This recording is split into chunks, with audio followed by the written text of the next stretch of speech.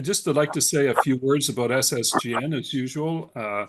We are a spiritual network with the mission to inspire and network leaders from spiritual traditions from across our human family.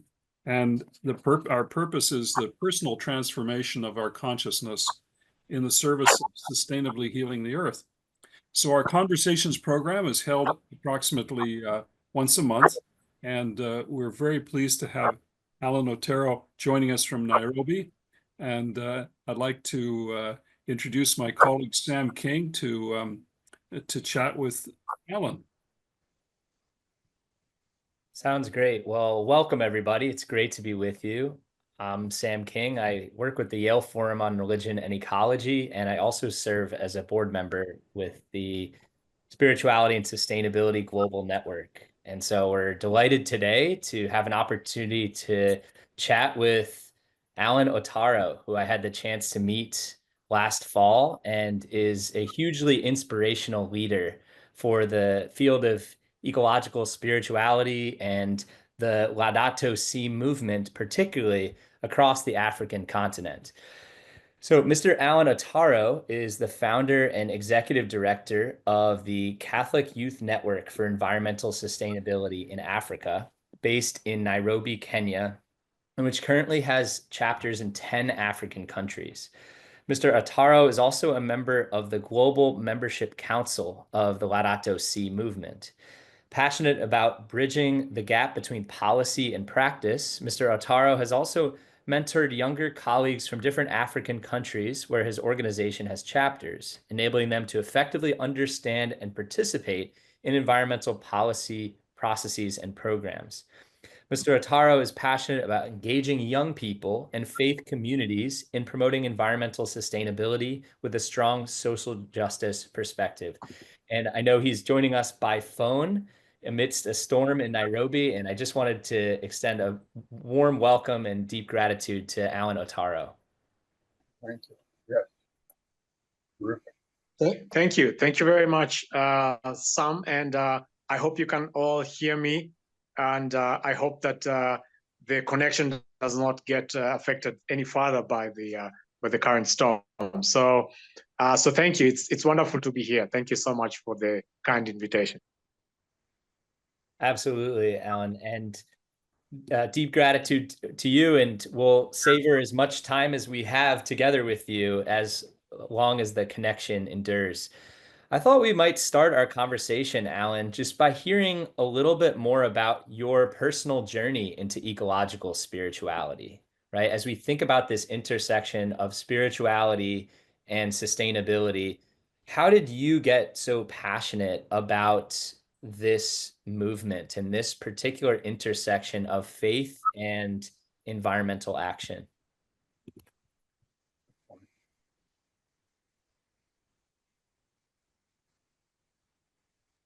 And that's a great question. And as I'm reflecting about it, I'm thinking about kind of going back to when I grew up as a little boy. So just a bit of background. My parents were not particularly religious.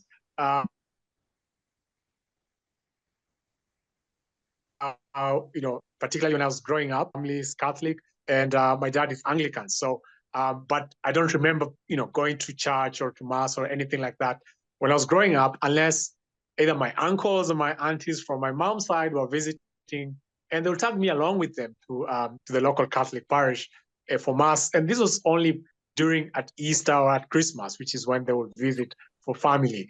But it's when I went to high school. I went to a Catholic high school run by the De La Salle Christian Brothers.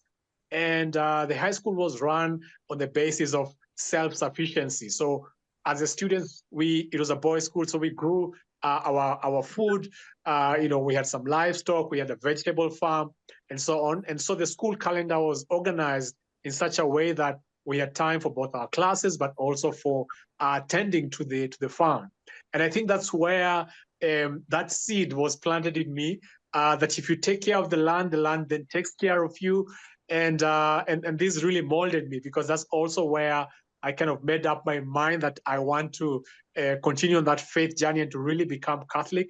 And so right after high school, I approached my local parish and express my desire to, really be received formally into the church. And around that time I was just after high school. And so I was reading a lot of material by myself about the church, about my faith, but also I think more interestingly about how my faith translates into concrete action. So kind of the social justice component of that. And later on, I volunteered on a Jesuit youth and young adult program, connection between faith and social justice. So how does my faith as a young person lead me to actually do something transformative in the community? And I think that's now where the justice component came into play, because I also eventually studied environmental planning and management, studies at university. And so I think this coming together of all these experiences is what really drove me towards spirituality, ecological spirituality, and connecting my faith with environmental justice concerns, and actually doing something with young people about it. Wonderful, Alan. Thank you for giving us a sense for your wide-ranging and faith-driven journey into this field of environmental leadership across Africa. And we'd love to hear more about the inspiration to found the Catholic Youth Network for Environmental Sustainability in Africa. How did you begin growing this community of empowering youth leaders from so many different cultures and backgrounds? And tell us a little bit more about that process. Yeah, so it's actually a kind of funny story behind that. There was this time I saw an invitation online for young people, young Kenyan leaders, to participate in a meeting here at the UN in Nairobi. So Nairobi hosts the headquarters of both the United Nations Environment Program and the United Nations Human Settlements Program, UN Habitat. And the meeting was meant to get young Kenyan leaders to prepare some kind of Kenyan youth position on an environmental issue. But the Kenyan government was going to participate in a meeting later, international meeting, and what would be the concerns of Kenyan youth around that meeting. And I was interested to participate in that meeting. And so to participate, you had to be nominated by an organization, a local organization, and so on. So I approached the youth coordinator of my home diocese, and I asked him, will you nominate me to participate in this meeting? And he looked quite perplexed, because in his view, this was a UN meeting on sustainability and so on, and he didn't see any connection with the work he was doing as a youth coordinator in my home diocese. But he made the nomination anyway, and when I went to the meeting and introduced myself as a youth representative from the Catholic Diocese of Nakuru, everybody around the room kind of looked at me as if I was lost. They're kind of all wondering, what is somebody, from the church, from a faith-based organization, from the Catholic Diocese of Nakuru, doing at a meeting on sustainability? And so I found myself explaining during the breaks to quite a number of the young people, other young leaders who are there, that in fact the Catholic Church and many faith organizations are doing a lot of work on sustainability issues. In my home diocese, for example, the church is having projects on providing water, training for farmers.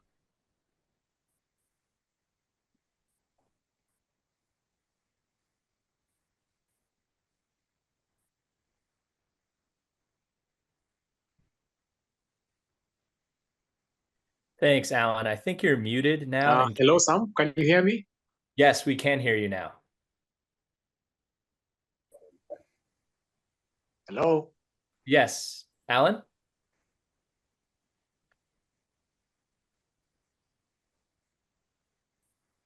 Hi, Alan. The last we heard was... Awesome. Apologies, I think my connection dropped momentarily there.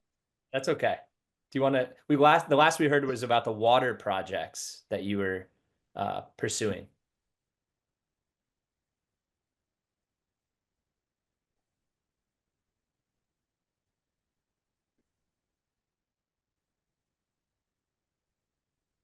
Hello, Sam. You said that the last you heard was... I didn't catch that last part. You were we heard that you were developing water projects with your faith community.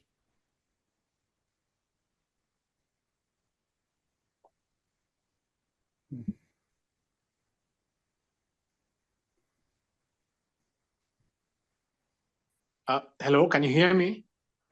Yes, we can. Okay, awesome. I don't know where I lost you.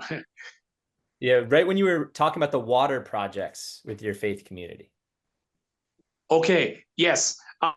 So I was just explaining that I was kind of giving examples to these other young leaders, youth leaders, that about how the church is actually supporting sustainability in different parts of the country, in different parts of the continent. Water projects, supporting farmers on organic farming, and so on. And so at that point, I realized that, people within the church perhaps did not quite appreciate, how the church was actually going out and engaging in environmental actions, activities, even at the level of development activities. But also people outside, even though they saw that the church was active, they couldn't quite connect it with, that this was at the center of it. The motivation was our faith, and that was what was driving us to do that. And that was when I thought, how about, we put together young people from different African countries and delve deeper into Catholic social teaching and how that motivates what the church is doing in terms of both development, social justice, and particularly in the environmental field. And so it was just a desire initially to get other young people, so together we could discover more about both what the church teaches, but also what the church is doing, and what more we could do and contribute as young people to that effort. And so eventually we created this platform, the Catholic Youth Network for Environmental Sustainability in Africa, to do just that. And that was really the story behind that, and the inspiration behind CYNESA, as we call it. Amazing. And I love how you've connected Catholic social teaching and the principles of Laudato Si with some of these UN development programs and the SDGs as they pertain to ecological work and sustainability, and kind of like healing that impasse that can sometimes be there, especially with UN related work. And so, Alan, I'd love to hear a little bit more about the ongoing programs that you have with CYNESA. What kinds of projects are you engaging youth leaders in mobilizing? Yeah. So our areas of work are classified into kind of three main categories or areas. So the first one is about formation and awareness, because we realized that, of course, many people, we have so many actors and stakeholders now in the environmental space, all coming to this work with different motivations, with different backgrounds, with different philosophies. But for us as young Catholics, we felt that we needed to really ground our action in our faith, so in Catholic social teaching, and how it's evolving, and how it's then leading us to respond to the current and evolving needs on the African continent. And I mean, this year is 10 years of 10th anniversary of Laudato Si, but we still find that there are so many people, so many places where people have either not heard of the document, or have heard of it but don't really know its background and how it comes from, where it comes from, how it's grounded in Catholic teaching, Catholic social teaching, and so on, and therefore how it's connected to all other facets of our lives.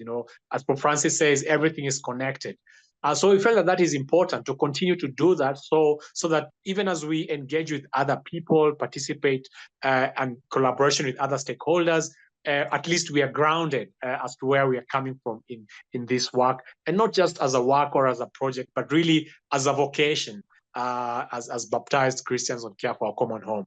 And so we go to parishes, we go to dioceses to give workshops, trainings. Here in Nairobi, we even, in the last 3 or 4 years, we've been invited by the Jesuit Spirituality Center to offer an annual ecology workshop for religious men and women who are doing their sabbatical. So this will basically be, people in their mid-50s and so on. But we as young people are able to give our perspectives and share how we are inspired by Laudato Si also to care for our common home, and what kind of actions we are taking, and what kind of support young people need in their parishes, in their dioceses, in their youth movements and associations, from the hierarchy of the church, from the clergy and others who are involved.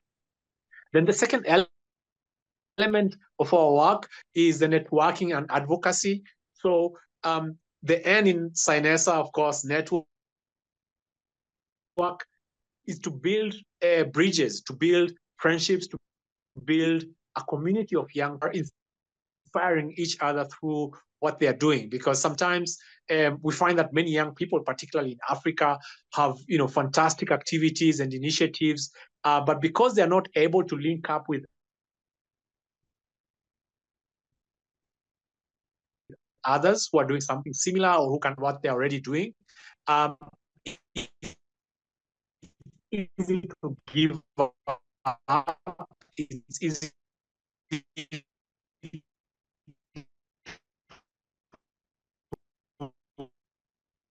lose hope, particularly with the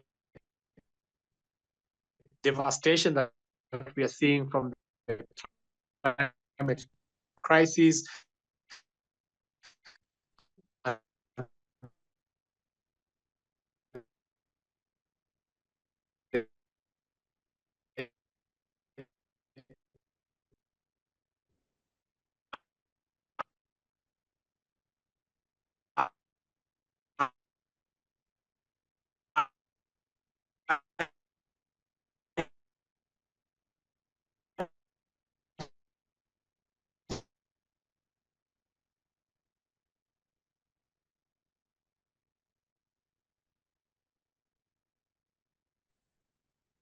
All right. Well, it looks like Alan's connection may have lapsed. So while we're here, maybe we could hear a few reactions to what Alan has shared so far about his work with CYNESA and this network of youth leaders. Feel free to write in the chat or unmute if anybody would like to offer a reaction. Sam, I have so little feel for what's going on in Africa. I wonder if you could contextualize what he's, his area and the Catholic youth movement. What else is going on? Is there any Pan-Africa other efforts or other things, either Laudato Si related or otherwise?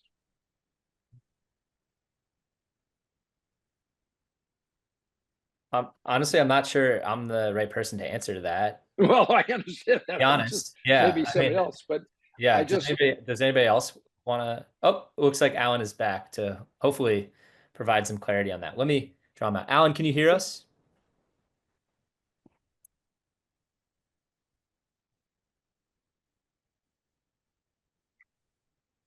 Welcome back, Alan, if you can hear us.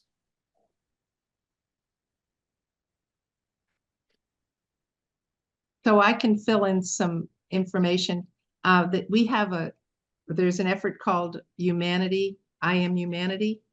And this year is going to be the third I Am Humanity Day or Humanity Day, which is in October. And then there are monthly conversations. And Daniel Kamanga is in Africa, and he leads up the efforts for connecting people who are here about. Can you hear me? Yes. Thank you, Marianne. Yes, we can hear you, Alan. Yes, I can hear you. Great. Marianne, do you want to put the name of that person you mentioned in the chat? Yes, I will. And then, you. And I can send you a link to the 2024 records or the recordings, and then you could, share that. That would be great. Yeah. Thank you, Marianne. Sam, one famous figure from Africa and from Kenya, whom we may remember, Wangira Maathai, who died recently, was Yeah. a great Catholic leader of ecology across Kenya and elsewhere in the continent. She studied with Catholic sisters, I think, out in Nebraska or someplace, and that's where she began to learn about ecology. But she was a good friend of what's his name? The Earth Charter, a guy from the Florida University in Fort Myers. Ensign, what's his name? Oh yes. He was a professor there at the Fort Myers University. Oh. Peter. Yeah, Peter Blaze. Okay, yeah. Peter Blaze Corcoran. Yeah, he was a very dear friend of Wangira. Yeah. And she got a Nobel Prize, is that right? What did He she may get? have. I mean, she was a world She was famous responsible for planting some tree. thousands of trees, Yeah, right. thousands and thousands of Yeah. trees. Yeah, I think even millions of trees with the Green Belt movement. Okay. Yeah, just an incredible leader. I also have met Brother Benedict Ayodi, who's one of the founders of the Laudato Si movement. I believe he's from Kenya, but now based in New York City. I don't know if any of you have crossed paths with Brother Benedict. He's a Franciscan, and just a wonderful leader on integral ecology.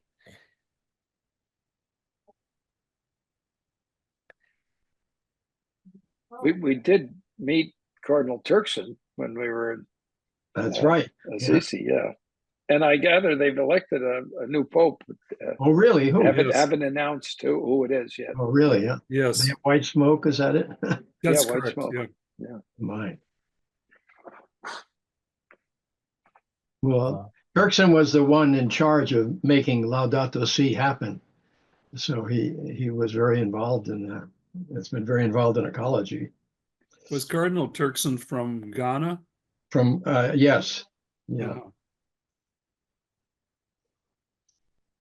Well, I love the idea that we're being in touch with Africa and what's going on there, and bringing that into our sphere of thinking, because it's a very important continent, and many countries are very diverse.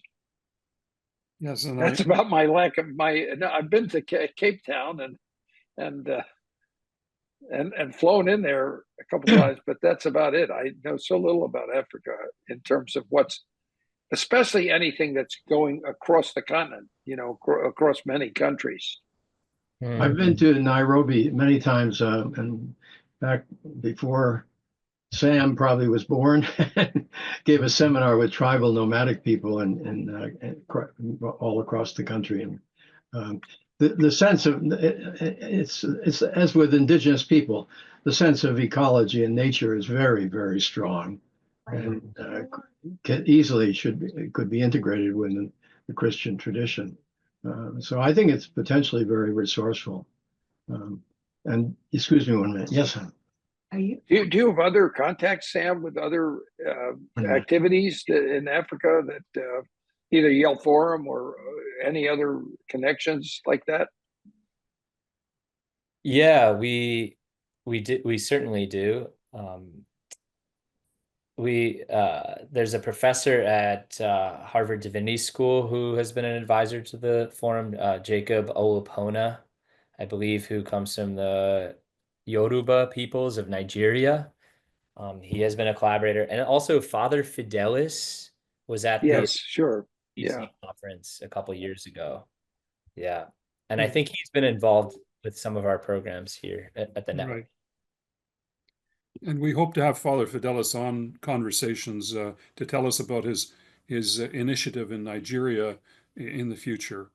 But what I really like is the concept that Alan raised about building bridges. And if we could build bridges between young people here, when our youth program gets going, I think that would be very inspiring. And interesting. I think that would be engaging to Absolutely. you, Yeah. Totally. Welcome back, Alan. We're hoping third time's the charm. Are you all familiar with the Global Scholars Program? That's a program that exists. And also there's the Earth Charter certificate program for schools. And I know there's only one school that's been certified so far up in New Jersey. But Michael Bracken is the head of the board for Earth Charter, and it would be good to coordinate with him. And then the Global Scholars Program, I don't think I've been trying to connect them, you know, the Earth Charter and the Earth Charter people with the Global Scholars people. But there Yes, is so- a lot of things that go on, and I believe it's a kind of an exchange program where one school will have as kind of a sister school somewhere else, and then they will gather on their programs. Mm. Very interesting. Yeah. I think that would be very helpful. Anson and I met with Michael Bracken last spring at the Winter Garden in Winter Garden, Florida, where the Earth Charter had their meeting. And of course, Song Lee is on the board. And Amanda and Song Lee will be going to represent SSGN at the Earth Charter meeting in The Hague in the Netherlands on July 1st. But that's a tremendous idea, is to help to utilize some of the Earth Charter materials in our youth program. It's a great idea. Well, and it's intriguing to me to think of connecting with African people that are in the environmental movement. I mean, because with the beauty of Zoom or Teams or whatever technology you use, we can connect. There's a big time difference, but still, it's possible. Yeah, and Fidelis and other Nigerians, I think, have been very interested in the idea of, they might not use the same word of eco-villages, but using the land to return to agroecological styles. And there's Right. another African from a friend of mine who's involved with Pax Romana, Pianapi Early, who's a Methodist minister working here in the United States. He has 500 acres in Sierra Leone, where he's from, and he wants to make it into an ecological community there. So I think that the idea of restoring and regenerating traditional village life in an enhanced way with electronics could be very promising for Africa, and still other areas that have not yet become industrialized, and hope that they never will. And I think it could be promising for the United States as well. Sure. To renew the dying villages and counties in many parts of our country that have been hollowed out and could be re-inspired and rebuilt, and we could be inspired by examples in Africa. The regeneration of rural life. So Anthony Flacavento, who's an organic farmer and a friend down in Southwest Virginia, who we thought we might connect with when we were looking down there, yes. He has linked his organic farm to a renewal of cooperative life for the whole county, that whole county in that area there, with a center for marketing and innovation and stuff.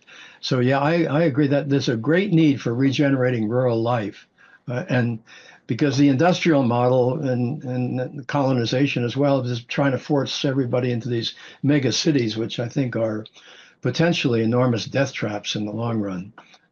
New York City can't, if the supply chain of food is cut off, New York City has only between 3 and 5 days before they completely run out of food, you know. In the Great Depression in the 1930s, all of Long Island was farms, and Dutchess County to the north was all farms, and they had a food. Oh, Staten Island was. Staten Island. Maybe you couldn't buy much, but there were ways to get food, and there were soup kitchens and all kinds of stuff like the Catholic Worker had. People had food. But if it happens again this time, there will be no food for the people. So regenerating rural life is, in relation to urban centers, is very, very important for the future. And Africa is a prime place to do it because it's still rooted in those rural traditions. Totally. Yeah, couldn't agree more on regenerating, small scale organic farms. I was also hoping to ask Alan about extractive mining in Africa. And I know Green Faith has been supporting these Tanzanian activists protesting against a crude oil pipeline in Tanzania. And obviously extractive oil and mineral mining has been just devastating for the ecological and, Yeah. social health of many African countries. So I would love to ask him about that question. Let's see. Well, that's too bad it's not working. Yeah. Yeah, Alan did say his connection seems to be dropping off. I'm going to try calling him on WhatsApp to see if I can get through. Okay, great. Well, when he was with us, Alan's connection, when it was working, was very clear, actually. Yeah, right. Back to the eco village thing, we have a little team in Pax Romana that's working on creating an ecological village, perhaps in north central Florida around Ocala. One of my former students is running it. She's Raisa Marrero, who's she's now administering her father's company, which is the largest housing development corporation in Miami and Fort Lauderdale area. So she's raised funds for the down payment and hope we could be financing for it. So that's something else we could maybe tie into that. And there's another, she's a Cuban American, another Cuban American woman who's a chiropractor is involved with her, and they would be designing it with a wellness center at the heart of it. So Joe, and- she definitely needs to connect with the people that Ensign and I have connected with. Sure. Called Tell me more, Marianne. Yeah. Called outsidecolab.org. What is it again? Outside collab, like outside collaboration. Collab, huh? Yeah, .org. And what they have is they have a pattern book for, among other things, they have a pattern book for new residential developments in Florida that's focusing on all natural plants. Oh, wonderful. Yeah. All native plants. Native. Other than, instead of the Florida friendly landscape palette, which actually requires a lot more water and a lot of chemicals. And in Florida, we've had the chemical companies in charge. And so they've promoted plants that require chemicals and require a lot more water. Now that we're becoming aware of the scarcity of water in Florida, this is a really good solution because it's 75% less water. Wow, that is impressive. And no chemicals required. So I have Alan here on speakerphone. We can try to see if he can get through to us. Alan, can you still hear us okay? Yes, I can still hear you, yes. Okay. Can you all hear Alan through my phone? Yes. All right. Well, Alan, thanks. We were wondering in our discussion a little bit about some of the environmental challenges that you're facing across the African continent, particularly with regard to organic farming and the effects of climate change that you referenced earlier. What are some of the biggest challenges that you're seeing, and how is your network working to respond to them?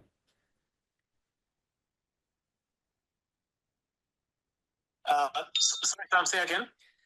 What are some of the biggest environmental challenges you're seeing around agriculture and climate issues, perhaps extractive mining? And how is your network working to respond to these issues?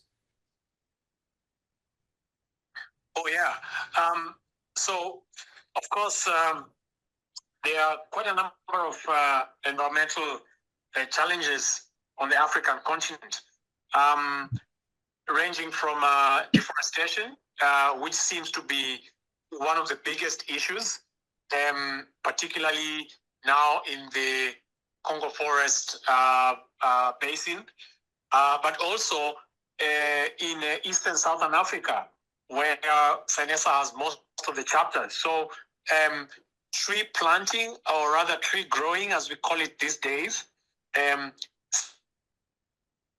seems to be one of the core activities that quite a number of our chapters are engaged in. For example, our chapter in Uganda, they have a tree nursery project, and many indigenous trees, but also fruit trees, because the socioeconomic situation for most people is such that if you simply ask them to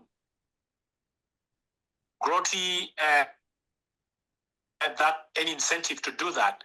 But if you invite them to plant fruit trees, there's an extra incentive of being able to harvest the fruits, either for sale or for, in the case of schools, for supplementing nutritional needs for children, and so on.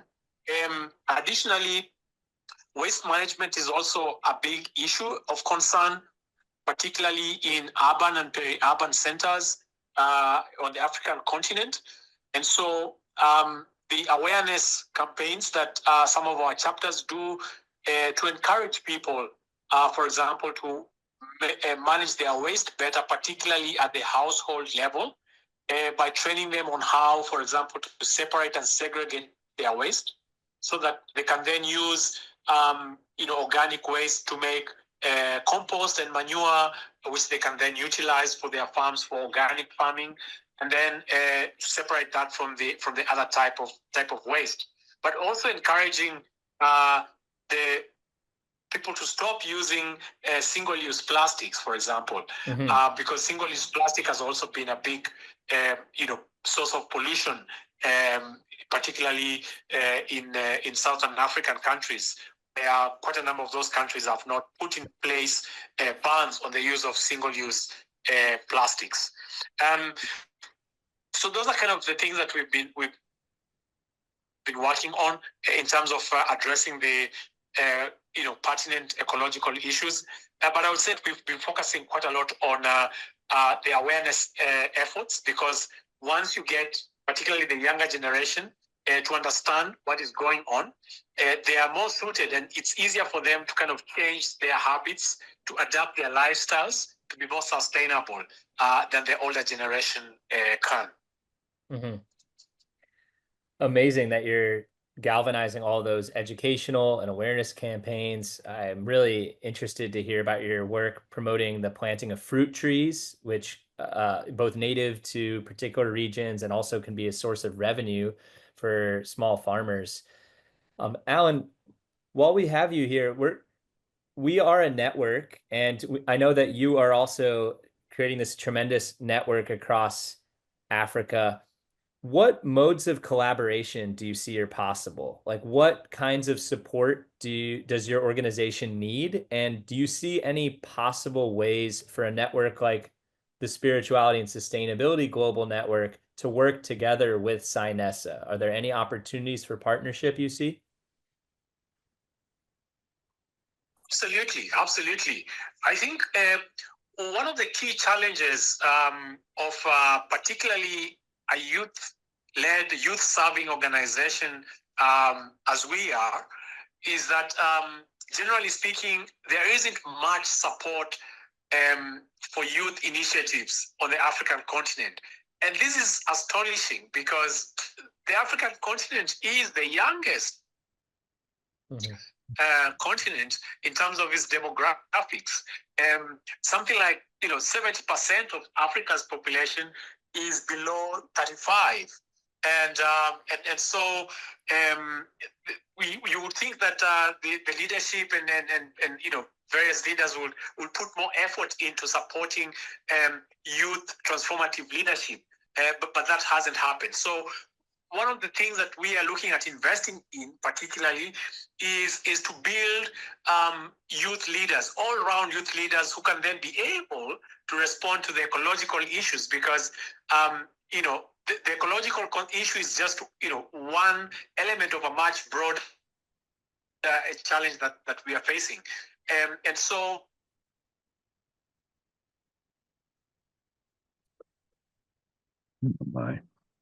variety of challenges, then it becomes possible for them to respond effectively also to the environmental challenge. And also, I think investing in, for example, training training in terms of leadership training, but also management, but also advocacy. I think these are skills that we are looking to see how we can do that at scale across our different chapters, but also integrating environmental concerns with other social and economic issues that are of interest to people on the African continent. For example, the issue of youth unemployment is a big deal on the African continent. So how, for example, can through addressing the environmental and ecological issues on the continent also respond to the issue of youth unemployment? So we're thinking of looking, for example, at how do we develop, come up with concepts for green jobs to train young people, for instance, in renewable energy.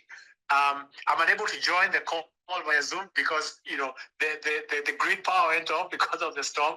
But if we had some kind of solar facility on this building where I am right now, I'll probably be able to log back in and not necessarily depend on the grid power. So these are the sort of things we are reflecting on. But also, more generally speaking, how do we connect and build partnerships between young people in the global north and young people in the global south, so that those who have ideas for for example, renewable energy or for tree growing or organic farming and things like that, can use can be able to link with those in the global north who might have access to tools, whether they be information technology tools, for example, different apps for tracking the amount of carbon that you're able to sequester from growing a number of tree seedlings, or monitoring the level of deforestation in a certain area, and so on and so forth. So just building those kinds of collaboration across the board, so that our young people here can also be empowered to advance the ideas and the skills that they have.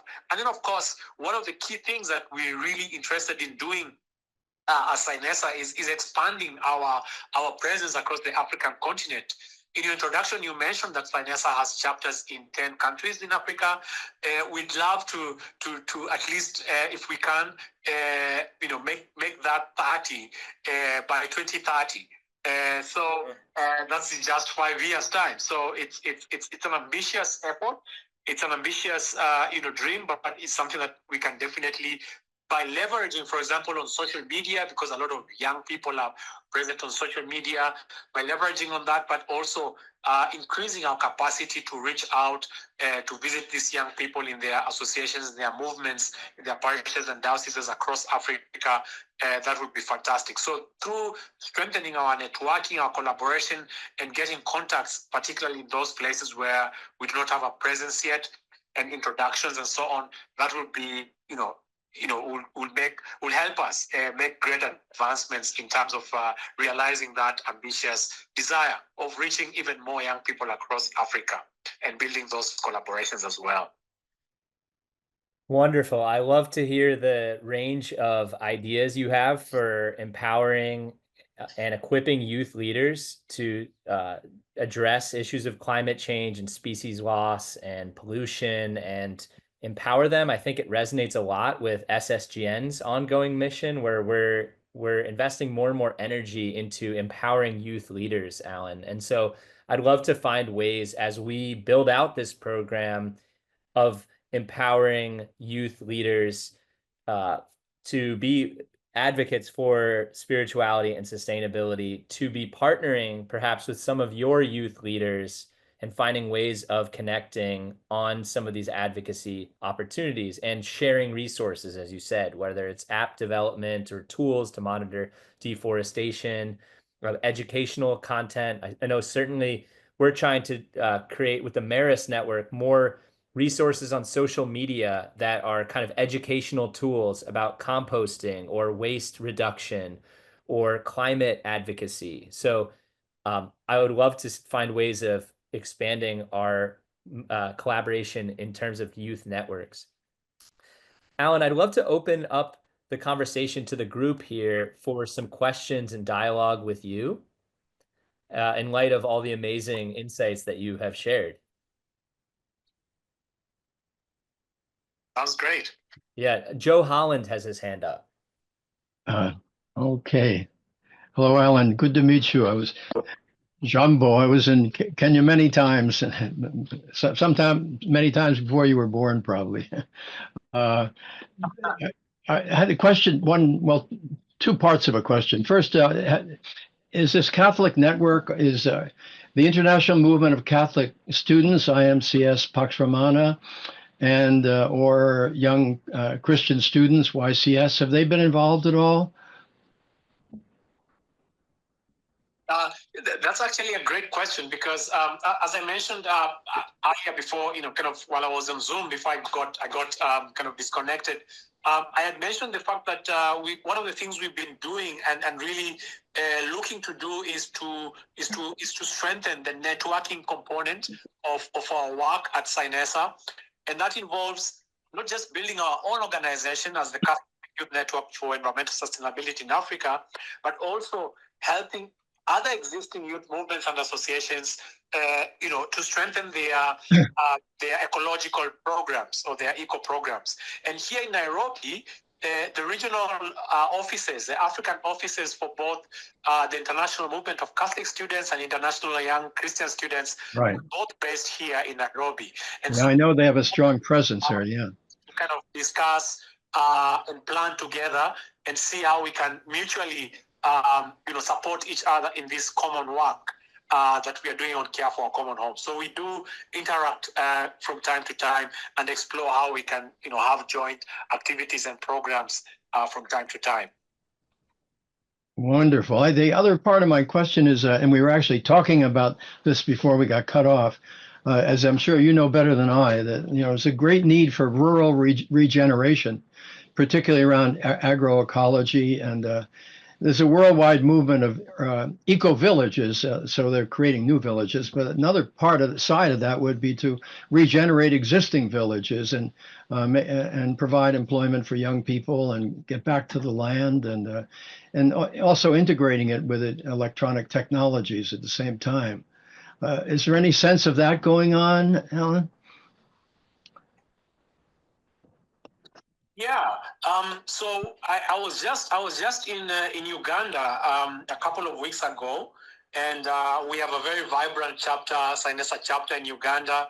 But what they're also doing is looking to partner. So they have identified another organization that has something very similar to the kind of the eco village concept, which is meant more for training purposes. So we're looking at how our members in Uganda can partner with that center to enhance their skills and build their skills in terms of different elements, whether it's organic farming or tree growing and so on. But how widespread that concept is across the continent, it's something I would have to find out. I would imagine that there are, but maybe in terms of the documentation of where they actually are and the impact that they are making, might not be easily available. And so that's one area that I'm hoping that CYNESA can help to fill in that gap of being able to document this kind of success stories and initiatives to highlight them out of the African continent and share them across the world. Wonderful, wonderful. Thank you. I just would. I just wanted to mention we have ECHO in North Fort Myers. Are you familiar with that, or any others on the Zoom here of ECHO Global Farm? Because they do a lot in Africa, and they have lots of contacts, and it'd be lovely to be in touch with them in terms of the networking of possibilities in eco villages and farming and agriculture, because that's their raison d'etre. It's all about helping, especially small farmers in their sustainability. What is it called, Ensign? It's called ECHO, ECHO, and it's an acronym, Global Farm in North Fort Myers. and they now have regional centers like in Africa and so forth where they do training in that. And it is actually Christian based, no government, they don't take government money or anything, Christian based effort. And coincidentally, our daughter, I say coincidentally because we went there in Fort Myers, but our daughter was an intern there in 1993. And since then, they now have grown quite a bit and have a substantial budget. And I was pretty close to the prior executive director, but he's now retired, and they have a new person that I have not met with. But they're a real great outfit, and it'll be nice to rope them into the whole conversation and see what their contacts are and what ideas they have about promoting eco villages, along with just individual farmer, assistance. In terms of employment creation, I was very interested in mentioning about skill building that's going on. And for example, in the example that Alan mentioned in Uganda, in terms of regenerating rural and villages and areas, also, thinking about America as well as Africa. And, in addition to the green jobs, there's something related to green jobs, that hundreds of different crafts, arts exist that could be regenerated. So instead of, let's say, using, instead of necessarily relying upon cheap imports of certain things, that, crafts could be reestablished. And this is a tremendous source of revitalization of society and culture, providing young people with apprenticeships and flourishing our communities with both arts and crafts that used to exist. That is very compatible with, our green objectives. Yeah, do you have any elements of trainings around arts and crafts and handiwork, Alan, when you're doing tree plantings or other kind of hands-on activities with very interesting. That's a very interesting area. We haven't necessarily carved out a niche in terms of the arts kind of crafts area, but I think it would be particularly in kind of the very urban setup, because one of the other challenges with the kind of the farming components, but also the tree growing sometimes, is that most of the young people we work with do not own the land. So the land is owned by much older people, so the older generation. So so without land rights, then they're not really able to determine what happens on it, even though they might have brilliant ideas about how they would like to transform and restore the land. So for those young people who opt to kind of move because they no longer see opportunities in the rural areas, where the majority of the land is, they could then tap into those other options that you've mentioned. So it's certainly an area that we'll be happy, as we develop our programs, to explore how how that could complement the other programs we're already working on.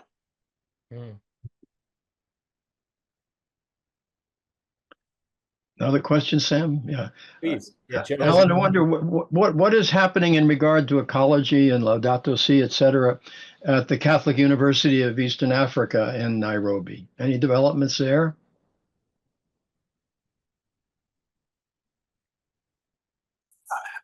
So that's a really good question. As far as I can remember, the Catholic University of Eastern Africa is run by the bishops, by the Association of Bishops in Eastern Africa, right. And so those the AMISIA. So those bishops in 2022 developed a Laudato Si implementation guideline, which was adopted from the 7 goals of the Laudato Si action platform, and I was privileged to be in the drafting team for that Laudato Si guideline, which was then eventually adopted by by the bishops. And one of those components, of course, is the educational component, and how educational institutions that are under the leadership of the church in Eastern Africa can be centers for excellence in terms of implementing Laudato Si, in terms of education and training, but also those centers themselves being examples of transformation in terms of the energy, in terms of water, and so on.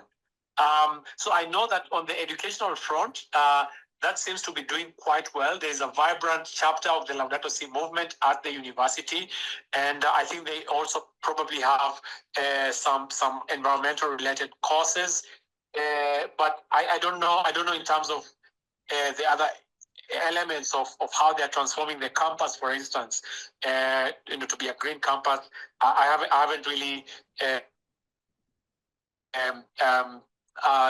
kind of try to find out what's happening with that in recent times. But I do know that they have that mandate directly from the bishops to act on that, and particularly before the next assembly comes up, the next plenary assembly of the bishops comes up next year. So that's also a really good highlight. The last time I was there on the campus, I was pleased to see that they were using sheep to cut the grass, which certainly prevents the use of fossil fuels and fertilizes the land. And I wish we would do that over here much more.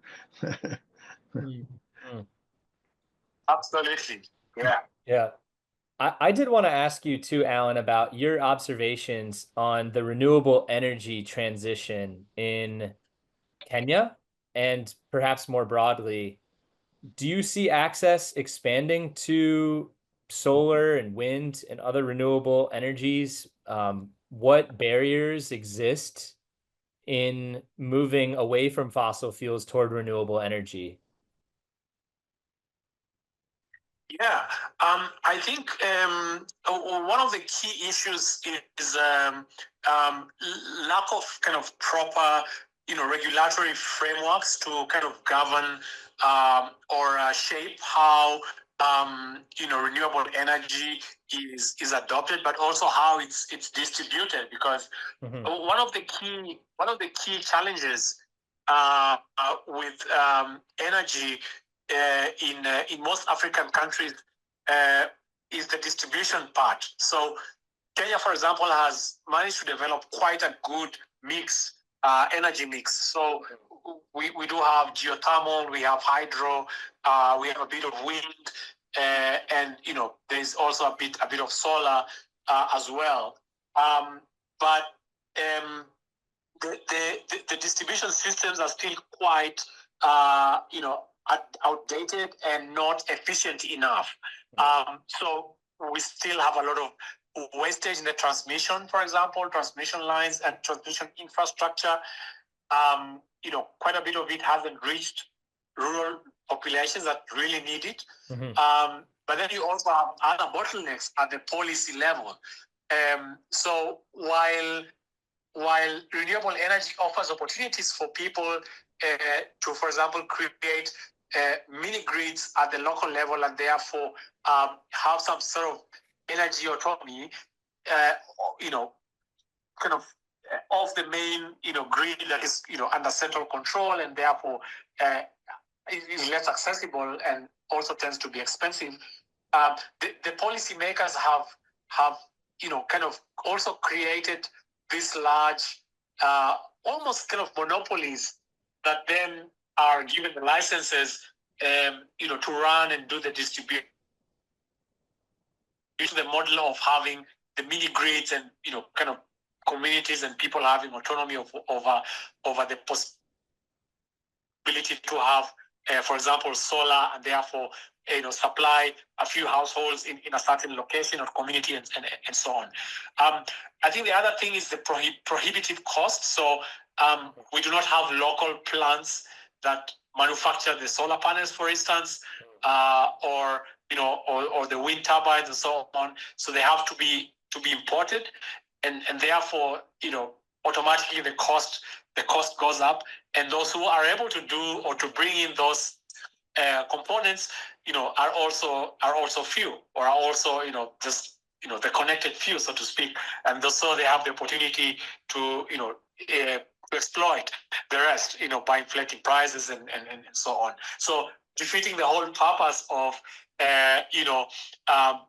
energy autonomy in the first place.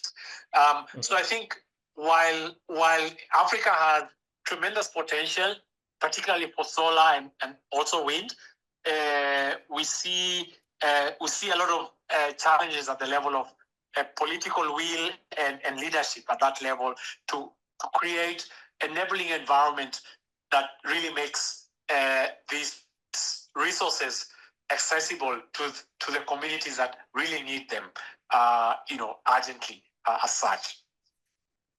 Thank you, Alan. That's very, very helpful and illuminating to hear. Thank you. Does anybody else have a question for Alan?